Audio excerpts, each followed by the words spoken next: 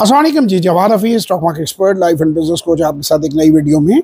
Sir, हमारी upcoming workshop इंशाल्लाह ताला 9 जुलाई 2023 को होगी, रात 8 बजे से 10 बजे। ये जूम पर वर्कशॉप होती है और दुनिया के किसी भी हिस्से से और पाकिस्तान के किसी भी कोने से आप इसमें शामिल हो सकते हैं।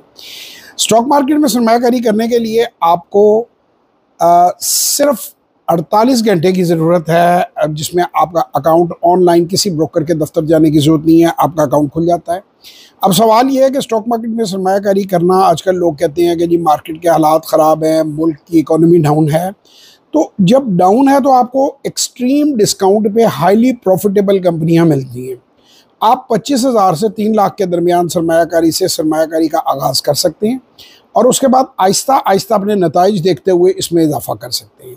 मज़ीद मालूमात के लिए 0300 9466 240 और 0336 4242 346 पे व्हाट्सएप वॉइस और टेक्स्ट कीजिए।